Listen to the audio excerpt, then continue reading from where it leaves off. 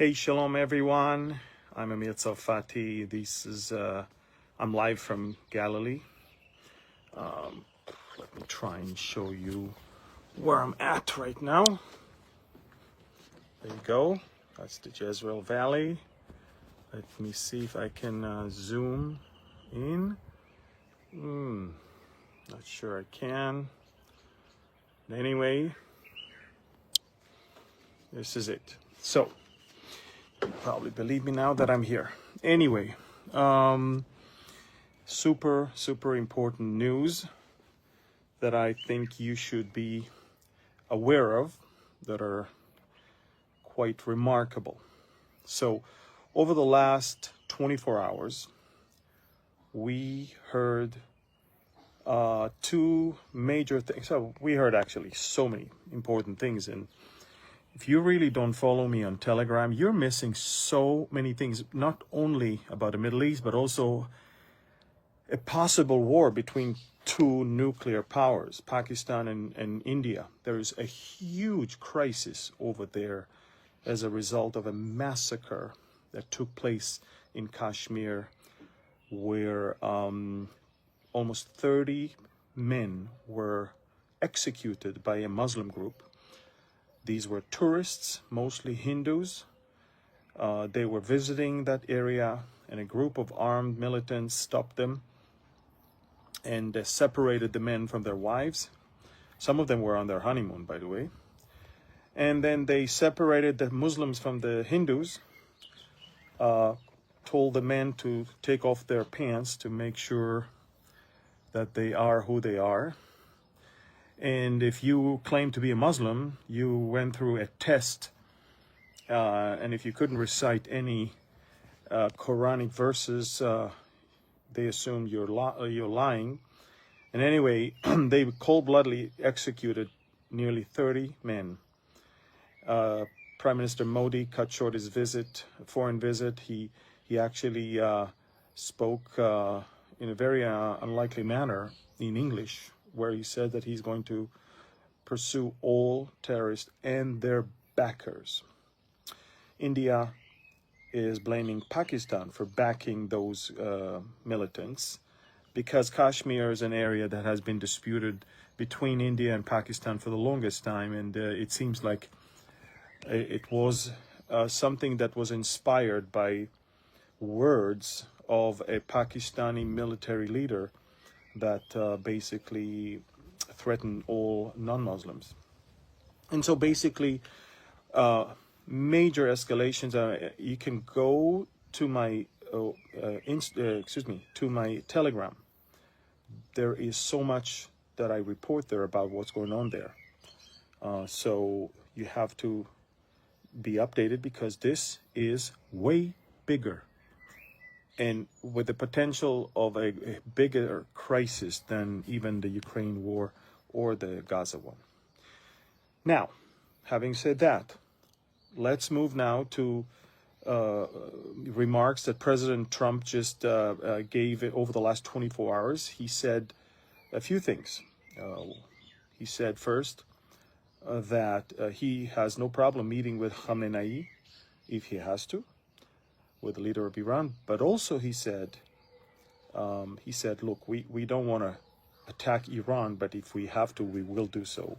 And then one of the reporters said, are you afraid that Netanyahu will drag you into war? But by the way, the reason why reporters are asking that is because this is exactly what some of the woke right in America is trying to imply, that Israel is dragging America to war with Iran, which is baloney. I mean, we just tell everyone, let us do the job. We don't need you. The problem so far is that America didn't allow us to attack. But the thing is this. Then Trump answered and said, no, Netanyahu is not going to drag me into a war. And if we think that there is no deal with Iran, I will be leading the pack. That's what Trump said. I'm not going to be led by Netanyahu. I will be leading the pack. That's a huge statement.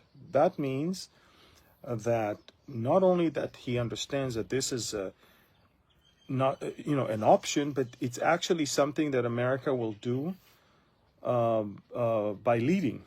Now, General Michael Kurilla, the head of CENTCOM, is right now in Israel. And I can tell you that Israel and CENTCOM right now are going through plans to attack the Iranian nuclear sites.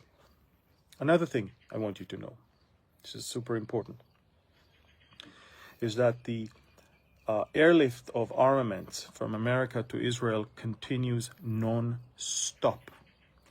Now, why am I saying that? Because what America is sending to Israel is predominantly air defense systems, which means America wants to help Israel defending itself from an Iranian attack. Now, why would Iran attack Israel? As a retaliation after an Israeli strike. So that's obviously why. So in other words, the region is already prepared for the aftermath of an attack on Iran. Now, another thing that President Trump just said, and I'll tell you also the bigger picture. He said that he believes that Saudi Arabia will join the Abraham Accords shortly. Trump is about to visit the Middle East next month. He is right now working on securing a gigantic deal, over $100 billion worth of a security pact with the Saudis. And he, for the first time, somehow implied that normalization with Israel is on the table, and that he said he believes without a doubt that Saudi Arabia will be part of the Abraham's Accord. Not only that, he said in other countries as well.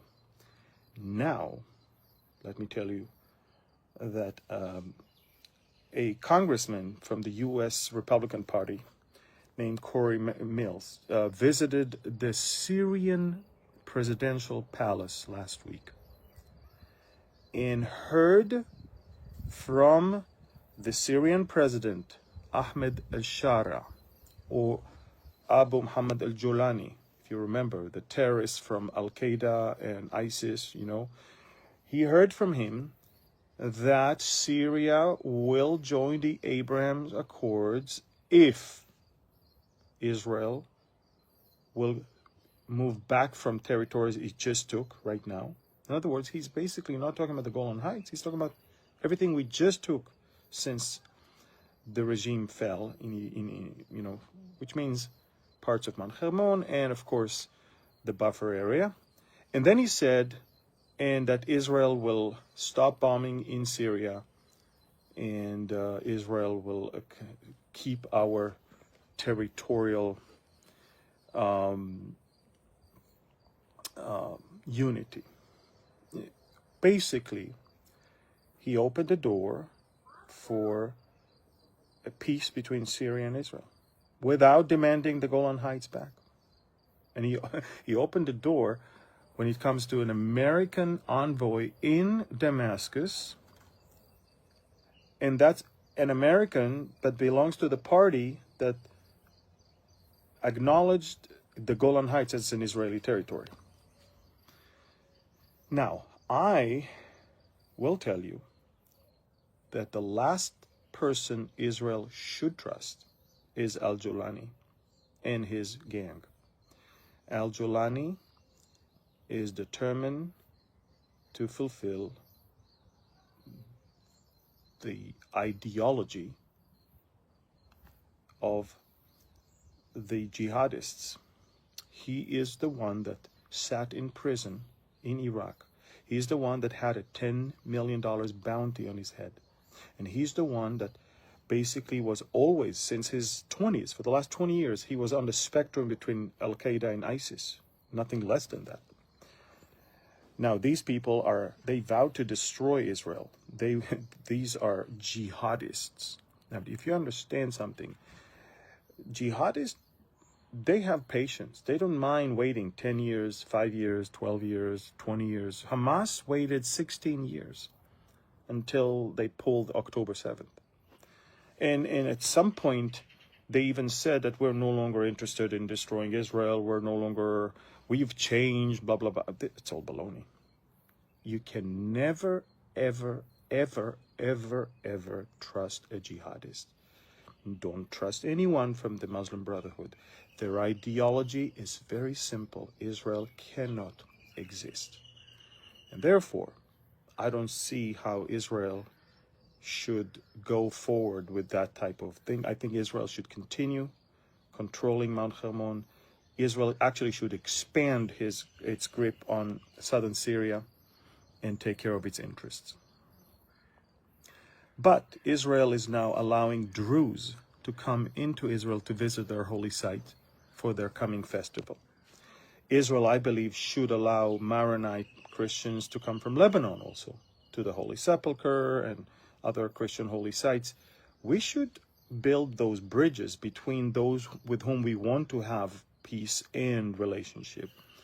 But we should never, ever, ever trust anyone that is affiliated either with ISIS or with Iran, or may I say the Islamic Republic of Iran, because the Iranian people are not our enemies.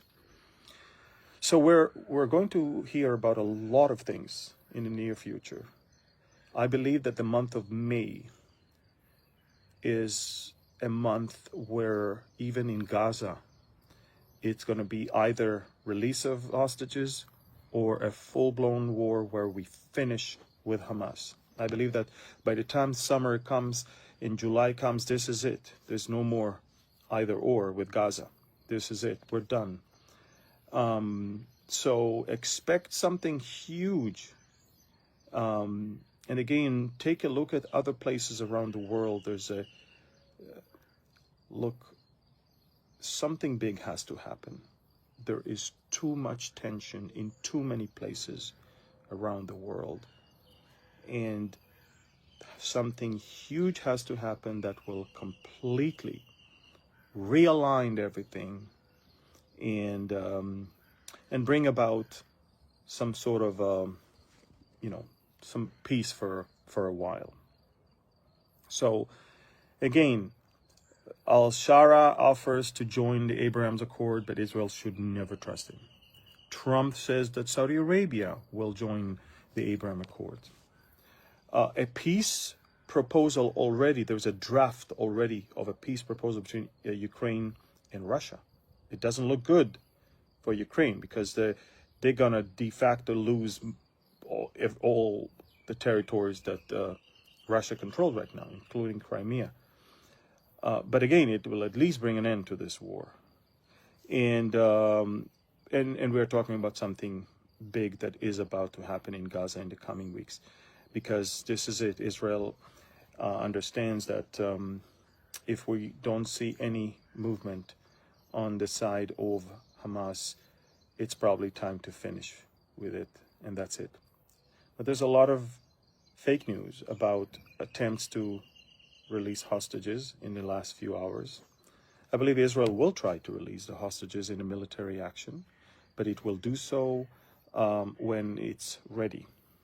And as I said, we're going to try and get them whether through a deal or through a military operation.